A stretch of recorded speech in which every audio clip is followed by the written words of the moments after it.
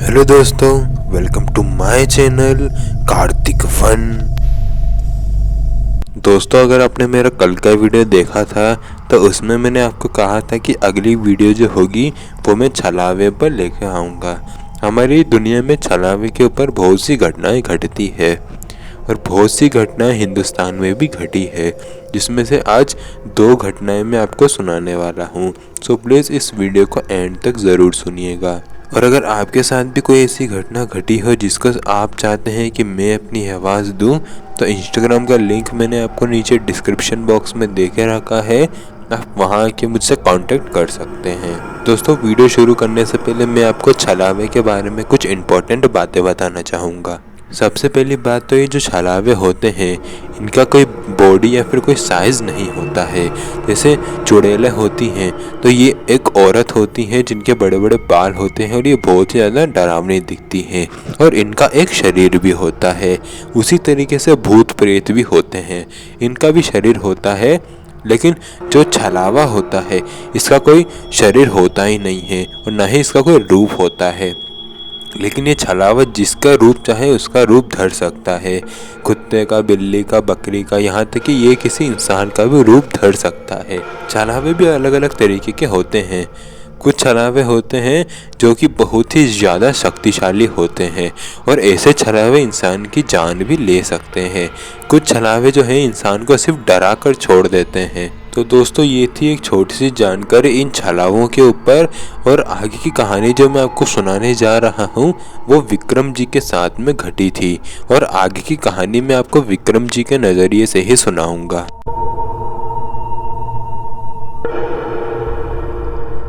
Hello, मेरा नाम विक्रम है। मैं राजस्थान के जयपुर शहर का रहने वाला हूँ।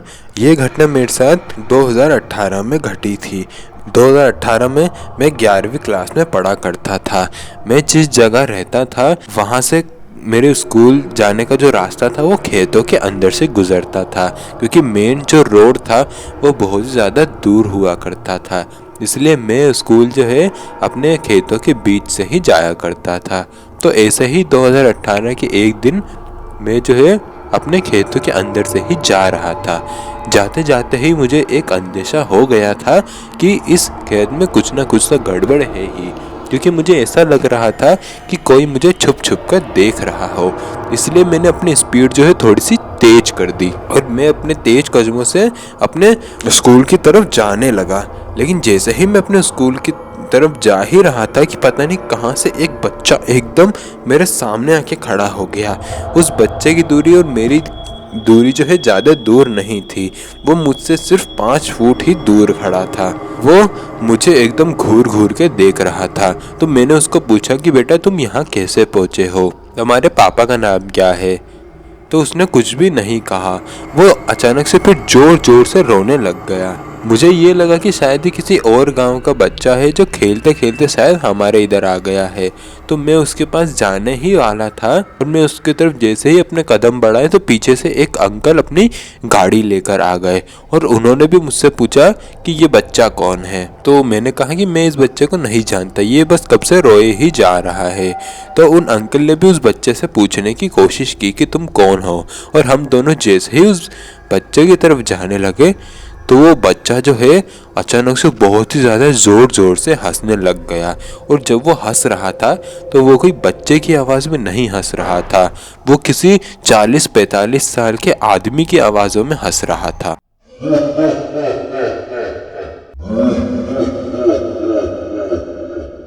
ये हंसी सुनकर मैं और वो अंकल दोनों डर गए और हमने हमारे कदम पीछे ले लिए।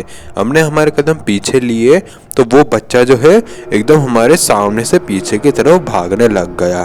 भागते भागते भी वो हंस ही रहा था। फिर अचानक से वो बच्चा मेरे और वो अंकल की आंखों के सामने गायब हो गया। वो जैसे ही गायब हुआ तो अंकल भागते हुए गए, अपनी गाड़ी पे बैठे और मुझे कहा कि तुम भी फटाफट गाड़ी पे बैठो।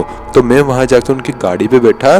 फिर उन्होंने मुझे अपने घर पे छोड़ दिया और कहा कि आज तुम स्कूल मत जाओ। और उन अंकल ने मुझे ये भी बताया कि अभी हमारे जिससे सामना हुआ था वो एक छलावा था और आज के बाद तुम उस रास्ते से मत जाना। और उस दिन के बाद से मैंने अपना स्कूल जाने का रास्ता ही चेंज कर दिया है। ये घटना जाके जब मैंने अपने घर वालों को बताई तो मेरे घर वाले बहुत ही ज़्यादा टेंशन में आ गए।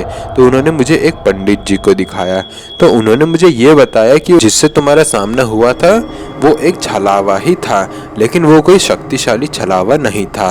अगर वो शक्तिशाली छलावा होता तो तुम अभी यहाँ नहीं बैठे होते। वो एक नॉर्मल सा ही छलावा था जिसने तुम्हें सिर्फ डरा कर छोड़ दिया है। तो उस छलावे से डरने की तुम्हें कोई ज़रूरत नहीं है।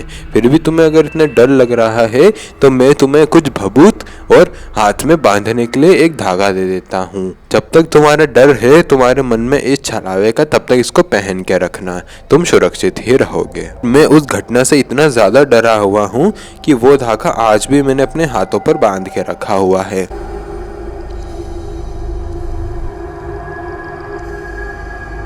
दोस्तों, अभी आपने जो कहानी सुनी थी वो विक्रम जी के साथ में घटी थी, और अगली कहानी जो आप सुनने वाले हैं वो ऋषभ जी के साथ में घटी है, जो कि महाराष्ट्र के नागपुर के रहने वाले हैं। और आगे की कहानी जो मैं आपको सुनाने वाला हूँ वो ऋषभ जी के नज़रिए से ही होगी।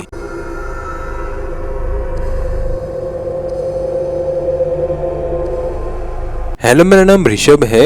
मैं महाराष्ट्र के नागपुर शहर का रहने वाला हूँ। ये घटना मेरे साथ 2021 में घटी थी, और इस घटना में मुझे ये लगता है कि जिस चीज़ का मैंने देखा था वो एक छलावा था। तो दरअसल हुआ ये था कि 2021 के समय पे मैं और मेरा बड़ा भाई जो है एक ही कमरे में सोया करते थे। तो 2021 की एक नॉर्मल सी रात को मैं और मेरा भाई एक कमरे में सो रहे थे। किसी कारणवश मेरी आंखें खुलती है और मैं महसूस करता हूँ कि मेरा शरीर जो है बिल्कुल भी हिलडुल नहीं पा रहा था, और मुझे उस समय बहुत ही ज़्यादा ठंड भी लग रही थी। लेकिन मैं अपनी आंखों से इधर उधर देख पा रहा था कि आखिर चल क्या रहा है, लेकिन मुझे वहाँ कुछ भी ढंग से दिखाई नहीं दे रहा था। फिर सडनली वहाँ पर जो है दादाजी आकर एक चेयर पर बैठ जाते हैं, और मैं उनको जो है 0 वोल्ट के बल्ब के रोशनी में क्लियरली देख पा रहा था। वो मेरे दादाजी ही थे, लेकिन दादाजी होने के बावजूद भी वो दादाजी जैसे नहीं लग रहे थे, क्योंकि उनकी शक्ल जो है बहुत ही ज़्यादा डरावनी और खौफनाक दिख रही थी। उनके मुंह पर एक भी एक्सप्रेशन नहीं था, और वो घूर घूर के सीधा मेरी आंखों में ही देख रहे थे। और जैसा कि मैंने आपको पहले बताया था कि मेरा शरीर एकदम अकड़ गया था, मैं बिल्कुल भी हिलडुल नहीं पा रहा था। तो इसी वजह से मैं जो है सीधा दादाजी को ही देख रहा, तो दादाजी मुझे ही देख रहे थे।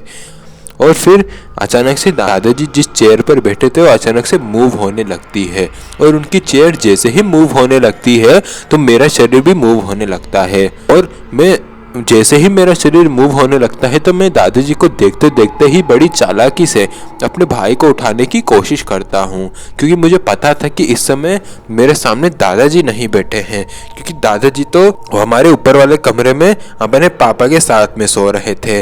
और ऐसा भी नहीं था कि उनका भूत यहाँ आ गया हो, क्योंकि वो तो जिंदा ही थे।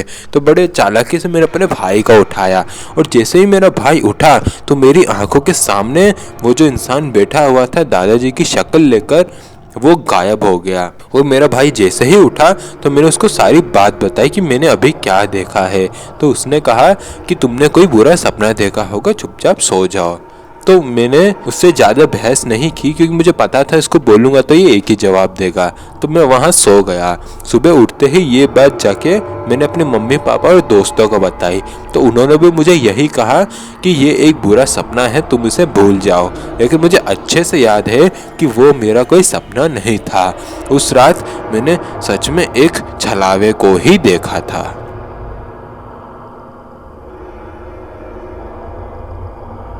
तो दोस्तों, ये वीडियो होती है यहीं ख़त्म। मैं जानता हूँ ये वीडियो थोड़ी सी छोटी है, क्योंकि हमारे शहर में जो है अभी नेटवर्क की थोड़ी सी प्रॉब्लम चल रही है, जिस वजह से मैं बड़ा वीडियो नहीं बना पा रहा हूँ। तो प्लीज़ आप मेरे साथ थोड़ा सा कोऑपरेट कीजिए। और दोस्तों, अगर आपको ये वीडियो पसंद आया तो प्लीज़ इस वीडियो को एक लाइक मार दीजिएगा, और नीचे कमेंट में जाके या तो एक प्यारा सा कमेंट कर दीजिए या फिर कमेंट बॉक्स में पिक में लिख दीजिए, ताकि कल की वीडियो में मैं आपको शाउट आउट दे सकूं। और रही बात दोस्तों कल की वीडियो की, तो कल की वीडियो होगी दिल्ली में घटी एक सच्ची और रहस्यमयी घटना, जो कि बहुत ही ज़्यादा फेमस है। उसको आपने कभी ना कभी तो सुना ही होगा, और नहीं सुना तो मेरी वीडियोस में सुन लीजिएगा। तो दोस्तों मिलते हैं कल की रहस्यमयी और खौफनाक वीडियो में। तब तक के लिए जय हिंद, जय भारत।